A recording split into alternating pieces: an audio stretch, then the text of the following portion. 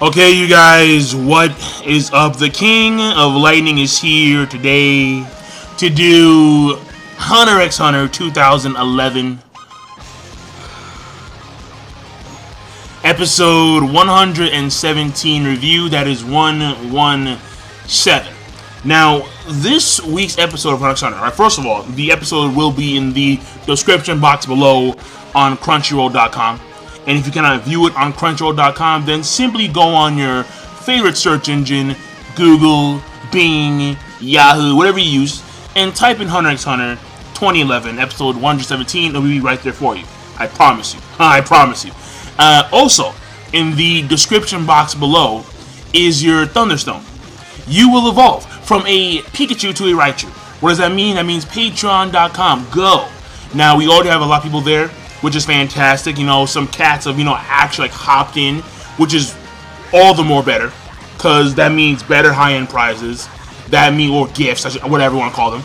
That means, of course, I am probably, if not definitely, going to do exclusive videos on there. Either on there, or I'm going to upload them here, but only they can see it, because they deserve it. I mean, that's the way it is, because they have evolved, right? Raichus are awesome. Pikachus are meh. I mean, they're acceptable, but Raichus are awesome. So grab your Thunderstone and evolve, alright?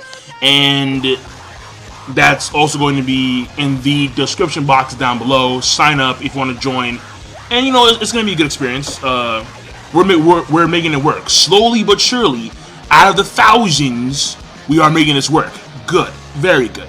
Now, that being said, let's move on. This week's episode of Hunter x Hunter. First of all, Speed King.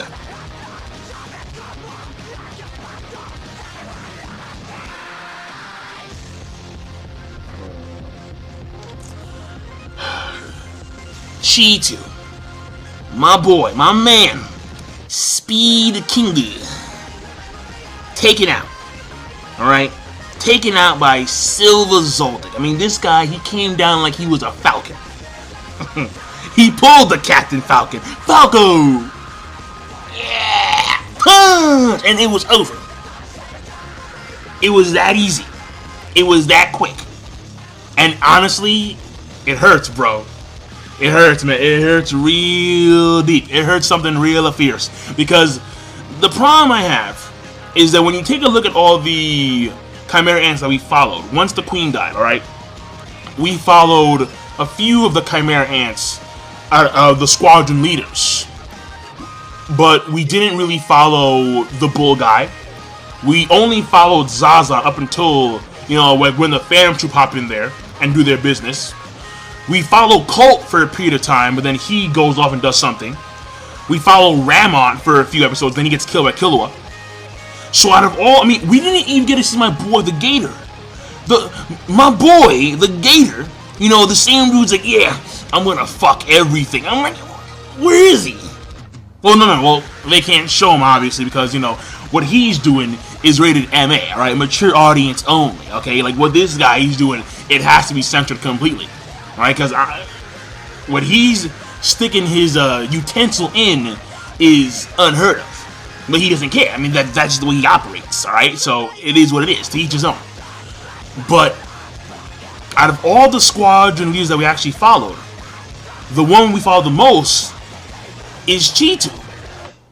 I mean, Wolfen and the Crab Dude, they're not even like that relevant up until this section of the arc, towards the end. But we've always followed Chiju. We've always followed him. And he gets taken out like that. I'm like, yo, Togashi, man.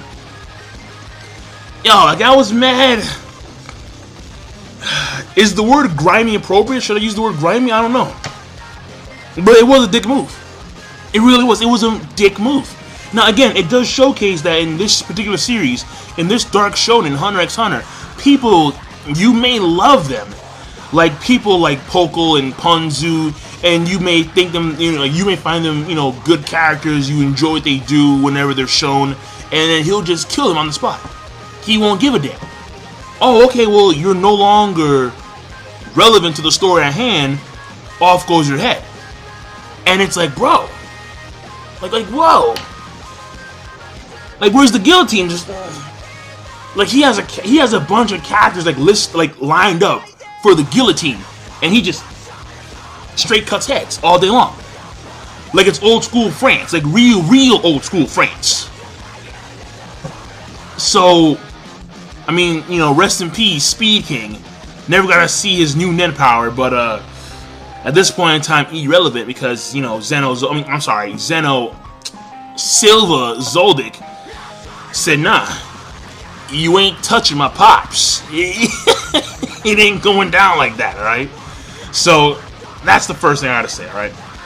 The second thing I gotta say, when it comes to the animation was actually pretty good, alright? And pacing-wise, I kind of liked it, but at the same time, I was kind of irked by it, where we follow Killua, and then the moment where he raises his finger to, you know, explain to Melion what they're doing, we go back 3 minutes into the past to see what happened with Knuckle. And there've been some strange events. So I did like it, but at the same time I was kind of annoyed by it. So basically with the pacing, mixed feelings pretty much. Because we made progress, but we kind of didn't.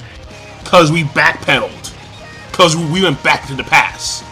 So it was kind of like we are still at like the same spot that we left off on. So the episode pretty much ends off where we started off. So mixed feelings on the pacing. Mixed feelings. Now, when it comes to what was showcased in the because the main bit was Knuckle, and it was Knuckle, Shoot, and it was Yuppie. So I'll leave that for last. Then we go over to Morel, and Morel, he's still, because he hears Yuppie yelling, but he ain't moving. He still has the Smoky Gel active, and he's still gonna, you know, stick with his guns, and he's gonna lock up Poof in this area. But Poof is taking his sweet time, which is unusual, because you would think that someone who is the royal guard would want to, you know, make sure that his king is okay, and he's not rushing like the way it appears to be. That his transformation is taking a very, very long time, and it's kind of odd. And we see Poof, and he's still analyzing Morel. So it's like, wait a second, why are you still analyzing Morel? Like, don't you want to transform and then get out so you can, you know, see the king and make sure that he's okay? So there seems to be something going on here. Either it's a conflict of interest, or it's something far deeper, or there's some kind of ploy, some kind of plot that Poof is scheming where excuse me, where things do not appear the way they are. Because it seemed like he was going to transform and like, hop out in like some new demon monster form, you know, like pull a Zarbon. But no, it appears that he is taking sweet ass time for something special. Again, I have no idea, but we'll see where that goes later on. And finally, the episode's main bit: Yuppie and Knuckle and Shoot. Mainly Yuppie and Knuckle. This I found very intriguing, because Yuppie, well, first of all, Knuckle, he has the narrator informs us that Knuckle, he prides himself in the ability of running away, which is very ironic given the fact that he's always been about being like a man, like I'm a man's man, yeah. Like when you first see him in the story, the first thing he does is like he's on a microphone. He has some weird like Japanese like flag thing on his back, and he's calling out Killua and Gon, like, I will not run, I will not hide, I will not falter. And it's like, so he's seeing like mad balls to the wall, and then you find out now that apparently his thing that he prides himself in, the thing that he prides himself in, is running away. What's up with that, bro? Alright, the hypocrisy is amusing, to say the least. I will not run, I will not falter, I will not surrender. And it's like, I love hauling ass though. I love it. So, okay, alright, whatever you want to do, Knuckle. But not only was that intriguing and fascinating and, of course, amusing because of the hypocrisy, but also, it was the fact that Yuppie didn't give chase to Knuckle, and when he was going to where the throne room area was, he must have passed by Shoot, and he must have seen Shoot on the ground, but he did nothing. He considers Shoot Mach Mahal and Knuckle flies, bugs. They're irrelevant, and this really upset Knuckle. It wasn't until Shoot actually said something where he said, "Damn it," where Knuckle decided at that point in time that the mission for the sake of humanity was inferior to their own pride. Their pride superseded humanity. And he even says, there are some things more important than the world. And I'm like, yo, like what? I mean, and the narrator, he also adds a little jab at Knuckle, because he's like, the last mistake that he made was getting his priorities mixed up. So, where this goes, I mean, I don't really know. I mean, I guess it goes along the same lines as, would you rather save, like, would you kill 100 people to save 1 million? I guess it goes along those same lines about what would you do in certain situations when it comes to the benefit of the whole. Is it the benefit of the few, or the benefit of a particular thing or item, as opposed to the benefit of the many, of the whole? And it's funny because in this case, the benefit of their pride, in this case, the benefit of the few, greatly supersedes that of the whole. It's like, no, like screw humanity, bro. We're kicking his ass. Like, I'm giving him a solid right hand hook. So, that to me, I don't know where to go with that. It's just very amusing how Knuckle and Shoot's mindset, and even Shoot, the guy. See, mind you, if it was the Shoot of old, who before having like this, like mid-second epiphany because he saw Golden Freaks run up the stairs, no falter, no perfect form, Usain Bolt, Track Star Productions over here. Had he not have that mid-second epiphany, the old Shoot Mach Mahal would have been like, no, it's cool, like back down, it's cool, let's, we did our job, Smokey Jail is in, and all we gotta do is just hide out somewhere, like we're good to go. But this Shoot, who had spent, his soul, who gave his heart and soul fighting against Monte the Yuppie for a period of like minutes, maybe seconds probably, because again, mind you, it was a short period of time. So far, the thing here is that he's like, no, punch him. He ignored me. I'm not a fly. Give him a solid right hand hook. He's like, yeah, man, I fucking got you, bro. I got you, man.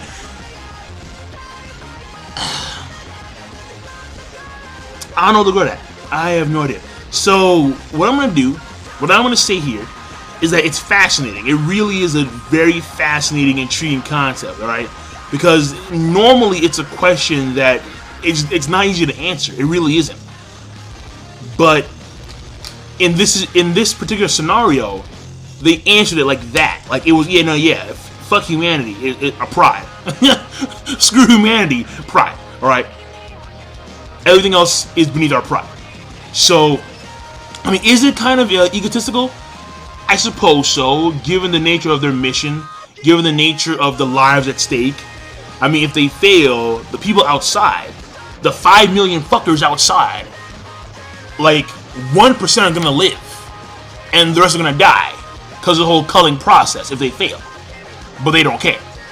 So, a mission that should have been focused and prioritized on the mission itself has been completely taken over by emotions. Not only on Knuckle's side, but also on Gon's side too. Because, Gon, again, the mission, save Kite. Fuck that shit. Oh, no. Power up. Like, yo. You ain't going anywhere. And it's like, okay, alright, fine. Like, we get it. The only person who seems to be actually, like, mission-driven is the most experienced guy amongst all of them. Morel. Morel has not released Smokey Jail. He is still mission-driven. He's still focused on the task at hand. He has not faltered. So, I mean, take it as you would, but I just find the entire thing very, very fascinating. And, I mean, is that it really? Oh, no, I'm sorry, there's one last bit. Yuppie has actually had the same, he had the same epiphany, like a mid-second epiphany, as Shoot did, where he has now learned to control, or he's now being in the process of learning how to control his powers, alright? And it was funny, because again, we have Knuckle, he gains his resolve to punch Yuppie in the face, and the moment Yuppie starts to rage up, he straight hauls ass. He's gone, he's out of there. And we have Yuppie completely level the staircase area. But then he goes massively overkill. And he turns into like some weird, giant, glowing gold goo guy. And he explodes. And you see the crater left behind him. And you're like, yo, Yuppie. And then he shrinks back down. And then Knuckle makes a deduction based on what he just saw. And the narrator says that his plan is flawless, nearly flawless, had it not been for the fact that Yuppie has also gone through some mental transformation. In which now Yuppie, he's now thinking about using his current power for the benefit of the king. And this was actually very nice to me.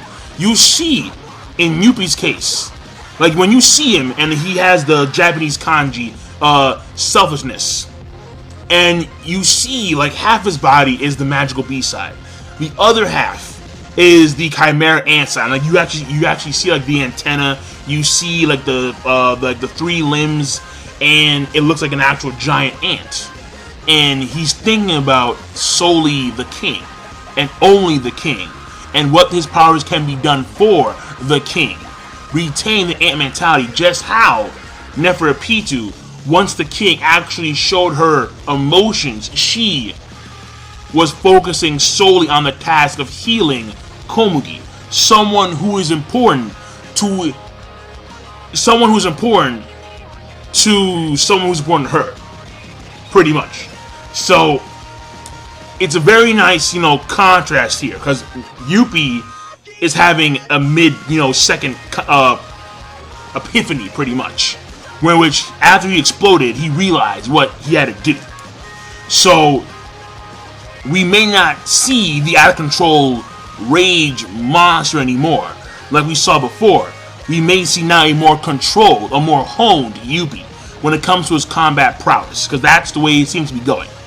So that being said, I'm done. This episode I thought was actually a very good episode. I'm gonna give it a good plus to great. I'm gonna lean more towards great, because it's Togashi and I'm biased. Right, that's the way it is. You got a problem with that? Whatever. So that being said, I will see you guys later. King of Lightning.